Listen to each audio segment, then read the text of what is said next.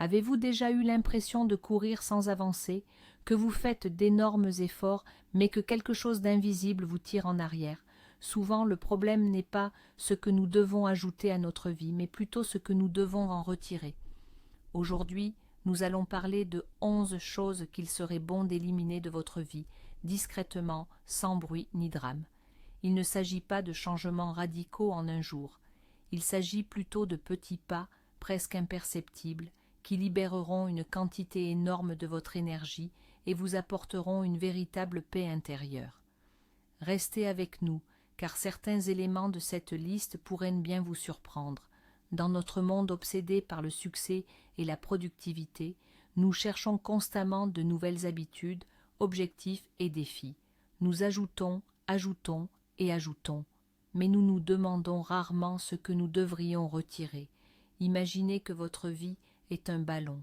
Pour voler plus haut, il ne faut parfois pas le gonfler davantage, mais simplement se débarrasser de l'excès de lest. C'est précisément ce que nous allons faire aujourd'hui. Alors, commençons. Le premier point de notre liste, et peut-être le plus insidieux, c'est ce besoin constant d'approbation extérieure. À première vue, cela semble anodin. Après tout, qui n'aimerait pas plaire aux autres? Mais le problème surgit lorsque ce désir devient le moteur principal de toutes vos actions. C'est ce fameux censeur interne qui vous chuchote à l'oreille. Il vous fait douter de votre tenue, car que vont penser les collègues? Il vous empêche d'exprimer votre idée en réunion, de peur qu'elle ne paraisse ridicule. Il vous pousse à accepter des invitations auxquelles vous n'avez aucune envie d'aller, simplement pour ne pas paraître ennuyeux ou vexer quelqu'un. Chaque fois que vous placez l'opinion d'autrui au-dessus de la vôtre, vous commettez une petite trahison envers vous-même. C'est comme si vous remettiez la télécommande de votre vie à quelqu'un d'autre. Vous abandonnez votre pouvoir. L'ironie, c'est que dans cette quête incessante d'approbation, vous risquez de perdre ce que vous avez de plus précieux, votre individualité. Vous devenez le reflet des attentes des autres, et non plus la personne vivante et authentique que vous êtes réellement. Cette course au like dans la vie réelle est incroyablement épuisante.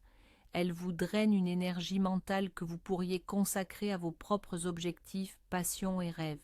Alors, comment l'éliminer discrètement de votre vie, sans grande déclaration ni rébellion? Commencez petit. Avant de prendre une décision, même la plus insignifiante, marquez une pause. Inspirez profondément. Et posez-vous une question simple. Est-ce que je fais cela parce que j'en ai envie ou parce que je pense que c'est ce qu'on attend de moi? Il ne s'agit pas d'égoïsme, il s'agit d'honnêteté envers soi-même. Progressivement, petit à petit, vous commencerez à mieux entendre votre propre voix. Votre boussole intérieure, celle qui connaît toujours la bonne direction pour vous, deviendra plus forte que le brouhaha des opinions extérieures. Et ce retour silencieux à soi est un sentiment incroyablement libérateur. Poursuivons. Le deuxième point à discrètement écarter de votre vie est l'habitude de se plaindre sans aucune intention de passer à l'action. Ah, voilà un piège bien connu. Se plaindre de la météo, des embouteillages ou de son chef est devenu presque un sport national. C'est une forme de communication, un moyen d'obtenir de la sympathie et de tisser des liens. Vous vous plaignez, on vous écoute, on acquiesce, et l'espace d'un instant, vous avez l'impression d'être soulagé. Mais ce n'est qu'une illusion. En réalité, chaque plainte agit comme une petite ancre qui vous retient. Insidieusement, mais sûrement, elle vous cantonne dans le rôle de victime. Vous n'êtes plus celui qui agit, mais celui à qui les choses arrivent. C'est une position d'impuissance. De plus, les plaintes sapent votre énergie vitale. Elles programment votre cerveau à constamment rechercher et remarquer le négatif. Plus vous vous focalisez sur le mauvais, plus vous en percevez autour de vous. C'est un cercle vicieux de morosité qui n'apporte rien, sinon un soulagement temporaire et une apathie durable. Se plaindre est un ersatz d'action. Cela donne l'impression de s'attaquer au problème, mais en réalité, vous ne faites que brasser du vent. Comment sortir de ce bourbier, doucement et sans esclandre? Nous ne vous demandons pas de devenir un robot ni un optimiste béat qui sourit en permanence. Exprimer son mécontentement est tout à fait normal. L'essentiel est de transformer l'objectif de cette expression. Adopter une règle simple mais puissante. Appelez-la la règle du pas suivant. Elle stipule, si vous vous apprêtez à formuler une plainte, vous avez l'obligation d'y associer immédiatement au moins une petite étape vers une solution, ou de demander une aide concrète. Par exemple, au lieu de dire « j'en peux plus de ce boulot », essayez plutôt « ce travail me ronge ». Je vais sans doute consacrer une demi-heure ce soir à mettre mon CV à jour. Sentez-vous la nuance? La première phrase est un point final, la seconde des points de suspension suivis d'une action. Au lieu de « le chef m'a encore donné une tâche impossible », vous pourriez dire à un collègue « cette tâche me semble irréalisable. As-tu des pistes ou des idées pour s'y prendre ?» Vous basculez alors immédiatement du mode victime au mode recherche de solutions. C'est un décalage minime, mais qui change tout. Vous cessez de simplement gaspiller votre énergie pour commencer à l'investir dans l'amélioration de votre vie. Parfait. Passons au troisième point. C'est un sujet dont tout le monde parle, mais que peu de gens combattent activement. Nous éliminons en douceur de nos vies cette comparaison incessante avec les images parfaites et idéalisées des réseaux sociaux. Oui, nous savons tous que c'est néfaste, mais allons plus loin. Il ne s'agit pas simplement de regarder les photos des autres. C'est une participation consciente à un jeu où vous ne pourrez jamais gagner. Pourquoi ? Parce que vous comparez vos coulisses avec la scène des autres. Vous voyez une version filtrée, méticuleusement choisie et soigneusement montée de la vie d'autrui. Ce sont les meilleurs moments, les clichés les plus réussis et les sourires les plus radieux. Et vous comparez cela à votre réalité complète, 24 heures sur 24, avec sa fatigue, ses doutes et sa montagne de vaisselle non lavée. Ce n'est pas juste pour vous-même, c'est comme comparer la bande-annonce d'un film à l'intégralité des rushs, y compris les prises ratées. Cette habitude est une voleuse insidieuse. Elle vous vole discrètement la joie de vos propres accomplissements. Vous avez eu une promotion ? Génial. Mais votre ancien camarade de classe vient tout juste de lancer sa propre entreprise. Vous êtes enfin parti en vacances? Excellent. Mais quelqu'un d'autre dans votre fil d'actualité est aux Maldives. La comparaison dévalorise instantanément vos propres succès, réels et mérités. Elle vous donne le sentiment d'être constamment en retard, de ne pas être assez bon, assez performant, assez heureux. Alors, comment s'en débarrasser discrètement? Pas besoin de vous lancer dans une détox numérique radicale ou de supprimer tous vos comptes, même si cela peut aider. Le changement le plus important doit se produire dans votre esprit. Adoptez la pratique de la consommation consciente. Lorsque vous vous surprenez à comparer, arrêtez-vous. Prenez conscience de l'instant et posez-vous la question « Qu'est-ce que je ressens en cet instant? De l'envie, de l'admiration, du découragement ?» Ensuite, faites le pas suivant. Au lieu de vous noyer dans ce sentiment, essayez de le transformer. Dans le succès des autres, trouvez non pas une raison de vous dévaloriser, mais une source d'inspiration. Non pas « pourquoi pas moi », mais plutôt « qu'est-ce que je peux en tirer et appliquer à ma propre vie, à ma propre échelle ?» Si quelqu'un a couru un marathon, cela ne signifie pas que vous devez en faire autant, mais peut-être que cela vous incitera à faire un court jogging matinal. Et le plus important, discrètement, sans tambour ni trompette, commencez à noter vos propres victoires. Prenez un simple carnet ou une note sur votre téléphone où vous inscrirez chaque jour 3 petites choses dont vous êtes fier ou pour lesquelles vous êtes reconnaissant. J'ai préparé un délicieux dîner, j'ai terminé un chapitre de mon livre, j'ai aidé un collègue. Cette simple action réorientera lentement mais sûrement votre attention. Vous commencerez à vous comparer non plus aux autres, mais à la personne que vous étiez hier. Et c'est la seule comparaison qui ait vraiment du sens. Le 4e lest que nous larguons discrètement de notre montgolfière, c'est le perfectionnisme paralysant. C'est un ennemi très sournois. Il se déguise en vertu. Je ne suis pas paresseux, je veux juste que tout soit parfait, nous disons-nous. Ça a l'air noble, pas vrai? Mais en réalité, ce prétendu perfectionnisme n'est souvent qu'une belle façade pour masquer notre peur. La peur de l'échec, la peur de la critique, la peur que le résultat ne soit pas aussi éclatant que dans nos fantasmes. Au final, le désir de tout faire parfaitement nous pousse à ne rien faire du tout. Nous planifions sans fin, peaufinons, cherchons le moment idéal, étudions encore un livre sur le sujet, mais nous ne passons jamais à l'essentiel, l'action. Le projet idéal reste ainsi dans notre tête. Le livre parfait ne s'écrit pas. L'entreprise parfaite ne se lance pas. Le perfectionnisme se mue alors en procrastination de haut niveau. Pensez à ceci, ce qui est fait, même imparfaitement, aujourd'hui est toujours mieux que le parfait qui n'est jamais réalisé. Le monde avance non pas grâce aux idéalistes qui attendent des conditions parfaites, mais grâce aux pragmatiques qui font le meilleur avec ce qu'ils ont, ici et maintenant. Comment vaincre discrètement ce tyran intérieur? Il ne s'agit pas de déclarer la guerre au perfectionnisme. Au lieu de cela, familiarisez-vous avec le concept du suffisamment bon. Tout d'abord, commencez par vous fixer des délais stricts, même pour vos projets personnels. Un délai vous oblige à cesser de peaufiner les détails et à vous concentrer sur la simple finalisation de la tâche. Deuxièmement, utilisez la règle des 5 minutes. Si vous craignez de démarrer une tâche importante, promettez-vous d'y travailler seulement 5 minutes. N'importe qui peut tenir 5 minutes. L'astuce, c'est que le plus difficile est de commencer. Une fois que vous êtes plongé dans le processus, il devient plus difficile de s'arrêter. Ces 5 minutes se transforment souvent en 15, puis en une demi-heure. Et troisièmement, modifiez votre rapport aux erreurs.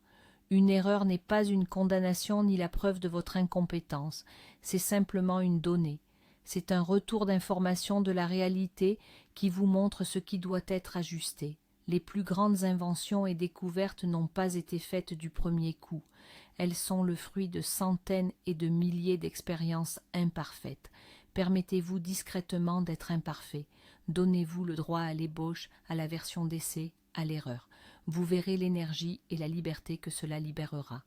Et surtout, vous commencerez enfin à agir. Passons maintenant au 5e point. C'est peut-être le plus lourd, les rancunes que vous portez en vous. Imaginez que votre cerveau est un ordinateur avec une multitude d'onglets ouverts dans votre navigateur. Eh bien, la rancune, c'est l'onglet qui consomme le plus de ressources. Il tourne constamment en arrière-plan, même lorsque vous essayez de faire autre chose. Il rejoue encore et encore la même scène douloureuse du passé, et il consomme une quantité phénoménale de votre mémoire vive, de votre énergie. À cause de cet onglet ouvert, d'autres processus essentiels commencent à ramer. Votre joie au présent, votre capacité à faire confiance à de nouvelles personnes, votre concentration au travail ou à l'étude. Vous attendez le moment de montrer cet onglet à la personne qui vous a blessé et de lui dire « Regarde ce que tu as fait de mon système ». Mais la vérité, c'est que cette personne a probablement fermé son navigateur depuis longtemps et ne s'en souvient même plus. Et vous, vous restez avec un ordinateur bloqué qui ne ralentit que pour vous. C'est pourquoi nous parlons de libération. Le pardon, ce n'est pas pour l'autre personne, c'est pour vous. Cela ne signifie pas dire « tout allait bien » ou justifier une mauvaise action. Non, cela signifie simplement pointer le curseur sur cet onglet énergivore et cliquer sur la croix. C'est un acte de maintenance technique pour votre propre âme. Vous ne justifiez pas le virus, vous l'effacez simplement de votre disque dur pour que tout le système puisse fonctionner de nouveau, rapidement et efficacement. Comment faire cela en toute discrétion et pour vous-même? Essayez la technique de la sous-clôture du compte. Prenez une feuille de papier et notez tout, sans censure, toute la douleur, toute l'injustice, tous les mots non dits. Imaginez que vous dressez la facture des dommages causés et quand vous aurez terminé, prenez une nouvelle feuille et écrivez une seule décision adressée à vous-même. Par exemple, « Je reconnais cette douleur, elle était réelle, mais à partir de maintenant, je clôt ce compte. Je cesse de le payer avec mon temps, ma santé et mon bonheur. Je reprends mon énergie. » Ensuite, détruisez la première feuille, celle avec la facture. Brûlez-la, déchirez-la, débarrassez-vous-en. Fermez cet onglet une bonne fois pour toutes. Offrez-vous la liberté d'avancer. Et voici le 6e point sur notre liste de choses à éliminer. Cette habitude de dire « oui » alors que tout en vous crie « non ». C'est un piège social des plus répandus. On dit « oui » pour ne pas paraître égoïste, pour éviter les conflits, pour être aimé et apprécié. En substance, nous achetons l'approbation des autres au prix de notre temps, de notre énergie et de notre paix intérieure. Et c'est un très mauvais calcul. Chaque « oui » forcé est une micro-trahison envers soi-même. C'est comme un petit crédit que vous contractez auprès de votre futur vous. Au début, cela ne semble pas grave, mais ces crédits s'accumulent. Et un beau jour, Vous vous retrouvez endetté jusqu'au cou, vous êtes épuisé, irrité, et vous avez le sentiment que votre vie ne vous appartient plus. Vous vivez selon l'emploi du temps des autres et pour leurs objectifs. Apprendre à dire non, ce n'est pas devenir insensible et indifférent, c'est faire le point sur vos ressources. Votre temps, votre énergie, votre attention, ce ne sont pas des ressources illimitées. Et vous avez le droit absolu de décider à quoi les consacrer. Un non calme et affirmé est un acte de respect de soi. C'est une déclaration que vos besoins sont tout aussi importants que ceux des autres. Alors, comment commencer cette pratique en douceur sans faire de révolution? Premièrement, comprenez que refuser quelque chose à quelqu'un, ce n'est pas refuser la personne elle-même.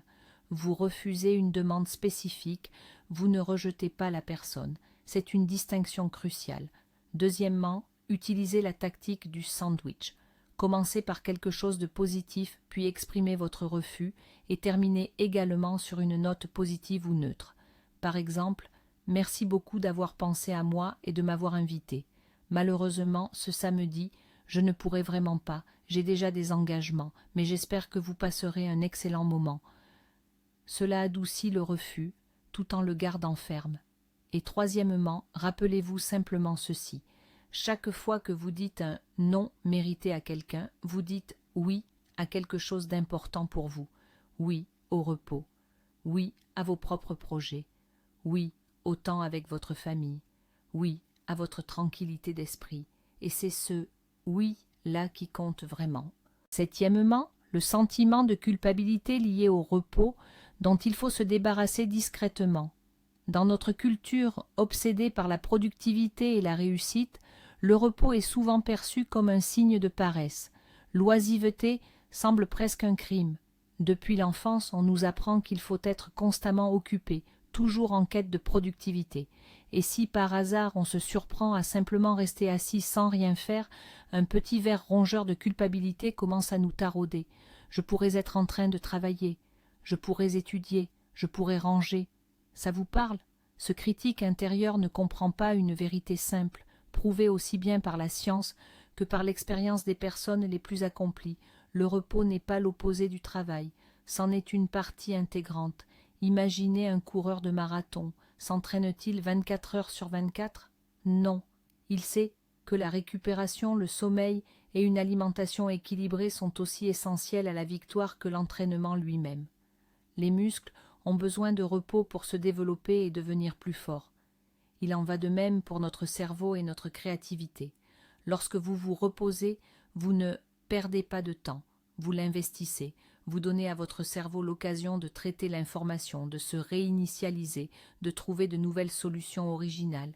Les idées les plus géniales ne viennent souvent pas quand nous nous acharnons sur une tâche, mais quand nous sommes détendus, sous la douche, en promenade, ou simplement en ne faisant rien. Alors, comment se débarrasser en douceur de cette culpabilité liée à l'oisiveté? Commencez par traiter le repos aussi sérieusement que le travail. Inscrivez-le dans votre agenda. Planifiez une heure de farniente comme vous planifiez une réunion importante. Dès que cela fait partie de votre emploi du temps, le sentiment de culpabilité disparaît. Vous ne paraissiez pas, vous exécutez un point essentiel de votre programme.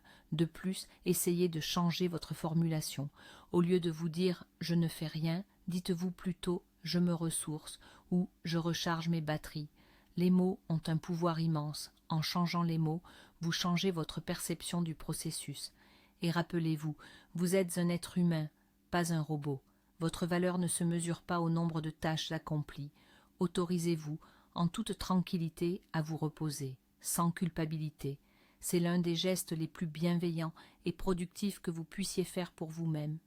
8e point. Cela peut paraître très simple et anodin, mais son impact sur notre bien-être mental est immense. Il s'agit de se débarrasser en douceur de l'encombrement physique et numérique. Regardez autour de vous. Votre bureau déborde de papier.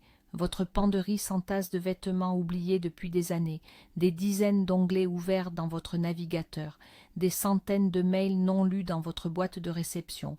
Des milliers de photos inutiles sur votre téléphone. Tout ceci ne se résume pas à du simple désordre, c'est une pollution visuelle permanente. chaque objet inutile, chaque icône sur votre bureau, chaque notification est un petit irritant qui capte votre attention et draine insidieusement votre énergie mentale. Notre cerveau enregistre tout cela inconsciemment. Le désordre ambiant génère et alimente le désordre mental. Il empêche de se concentrer, provoque une anxiété sourde et le sentiment que les choses nous échappent. Désencombrer, ce n'est pas seulement ranger, c'est une forme de méditation, c'est une façon de reprendre le contrôle sur son environnement et, par conséquent, sur son état intérieur. Lorsque vous vous débarrassez de l'ancien et de l'inutile, vous libérez de l'espace non seulement physique mais aussi mental pour le nouveau, l'important et le nécessaire. Alors, comment s'y prendre en douceur sans que cela ne se transforme en grand nettoyage de printemps qui dure une semaine? Adoptez la méthode de la boîte. Prenez une simple boîte en carton et chaque jour, pendant 10 à 15 minutes, faites le tour de votre maison et déposez-y tout ce qui vous est inutile, cassé, qui vous évoque de mauvais souvenirs ou qui simplement encombre votre espace. Quand elle est pleine, jetez-la. Nul besoin de prendre des décisions complexes, il s'agit juste de libérer de l'espace. Il en va de même pour le monde numérique. Passez 10 minutes à vous désabonner des newsletters inutiles que vous ne lisez de toute façon pas. Supprimez de votre téléphone les applications que vous n'avez pas utilisées le mois dernier. Fermez tous les onglets de votre navigateur, sauf ceux dont vous avez besoin immédiatement. Ce sont de petites actions, presque imperceptibles, mais leur effet cumulatif est impressionnant. Vous sentirez qu'il est plus facile de respirer, que vos idées s'éclaircissent et que votre vie gagne en ordre et en sérénité. Le désencombrement en douceur est l'un des moyens les plus rapides d'améliorer votre bien-être. 9e point, et il concerne votre interlocuteur principal, celui avec qui vous parlez 24 heures sur 24. Nous allons apprendre à gérer en douceur ce dialogue intérieur négatif. Il s'agit de votre critique intérieure, cette voix dans votre tête qui commente constamment vos actions. Et malheureusement, pour beaucoup d'entre nous, cette voix n'est pas celle d'un ami bienveillant, mais plutôt celle d'un juge sévère et exigeant. Il dit « Voilà, tu as encore tout gâché. Tu n'y arriveras jamais. Tu as l'air ridicule. Pourquoi ne peux-tu pas être comme lui, elle ?» Cette voix souligne chaque erreur, amplifie chaque échec et dévalorise toutes vos réussites. Si l'un de nos amis nous parlait sur ce ton, nous aurions coupé les ponts avec lui depuis longtemps, mais pour une raison ou une autre, nous laissons cette voix résonner librement dans notre tête. Ce flot incessant d'autocritique mène tout droit à une faible estime de soi, à l'anxiété et à la dépression. Il vous coupe les ailes avant même que vous n'essayiez de prendre votre envol. Il vous persuade de votre incompétence et vous empêche d'oser tenter de nouvelles choses. Alors, comment apaiser ce tyran intérieur en douceur? Première étape, la prise de conscience. Commencez par simplement observer cette voix. Lorsque vous vous surprenez à avoir une pensée négative envers vous-même, ne vous réprimandez pas. Notez simplement « Ah, le voilà, mon critique intérieur refait surface ». La simple observation lui retire déjà une partie de son pouvoir. Deuxième étape, posez-lui une question. Quand la voix dit « Tu n'y arriveras pas », demandez-lui « Quelle preuve as-tu? J'ai déjà surmonté des défis difficiles par le passé. » Engagez le dialogue avec elle, remettez ses affirmations en question. Souvent, il s'avère que ce critique n'a aucun argument réel, si ce n'est la peur. Et la troisième étape, la plus puissante, imaginez une personne que vous aimez et respectez profondément, un enfant, votre meilleur ami, votre partenaire. Maintenant, demandez-vous, lui diriez-vous les mêmes mots que ceux que vous venez de vous adresser? Très probablement non. Vous trouveriez des mots de soutien, d'encouragement, de compassion. Alors commencez à vous parler en douceur, comme vous le feriez avec la personne la plus chère à votre cœur. Pratiquez l'autocompassion. Au lieu de dire « je suis un tel le raté dites « oui, la journée a été difficile, mais j'ai fait de mon mieux. Demain, j'essaierai de nouveau. » Ce passage de l'autocritique à l'autosoutien est une révolution qui se produit en silence à l'intérieur de vous, mais qui change absolument tout à l'extérieur. Abordons le 10e point. C'est un piège mental très courant dans lequel tombent même les personnes les plus intelligentes. Sans même nous en rendre compte, nous nous laissons prendre au piège de l'attente du moment idéal. Je commencerai à faire du sport à partir de lundi. J'ouvrirai mon entreprise quand j'aurai assez d'argent. Je me mettrai à écrire un livre quand les enfants seront plus grands et que j'aurai davantage de temps. Je demanderai une augmentation quand j'aurai terminé ce projet et que j'aurai prouvé ma valeur. Nous reportons constamment notre vie à plus tard en attendant ce fameux moment idéal mythique, un moment où toutes les étoiles seront alignées, où toutes les conditions seront parfaites et où nous nous sentirons parfaitement prêts. Mais voici la dure vérité, le moment idéal n'existe pas, jamais. Il y aura toujours quelque chose qui n'ira pas. Il y aura toujours des obstacles, des doutes, un manque de temps ou de ressources. Attendre le moment idéal est simplement une forme très sophistiquée de procrastination alimentée par nos peurs. La peur de commencer, la peur de faire des erreurs, la peur de ne pas être à la hauteur. Pendant que vous attendez, la vie passe, les occasions s'envolent, les rêves prennent la poussière. Le meilleur moment pour planter un arbre, c'était il y a 20 ans. Le deuxième meilleur moment, c'est aujourd'hui. Alors, comment cesser d'attendre en silence et passer à l'action, appliquer le principe du démarrage imparfait. Commencez tout simplement avec ce que vous avez, tout de suite. Pas besoin d'un plan parfait. Votre premier pas n'a pas besoin d'être un saut de géant, que ce soit un petit pas presque imperceptible. Vous voulez vous mettre à la course, n'attendez pas lundi ni d'acheter des baskets chères. Enfilez simplement ce que vous avez et sortez faire une marche rapide de 10 minutes. Aujourd'hui, vous voulez écrire un livre. N'attendez pas l'inspiration. Ouvrez un document et écrivez un paragraphe. Un seul. Le secret, c'est que l'action génère la motivation et non l'inverse. On pense souvent qu'il nous faut d'abord la motivation pour passer à l'action, mais en réalité c'est le contraire. Dès que vous faites le premier pas, vous obtenez un premier retour, un premier petit résultat, et cela allume en vous un feu qui vous pousse à faire le pas suivant. Renoncez discrètement à l'illusion du moment idéal. Comprenez que le meilleur moment pour commencer à vivre la vie dont vous rêvez, c'est maintenant, avec ce que vous avez, dans les conditions où vous vous trouvez. Faites simplement le premier pas.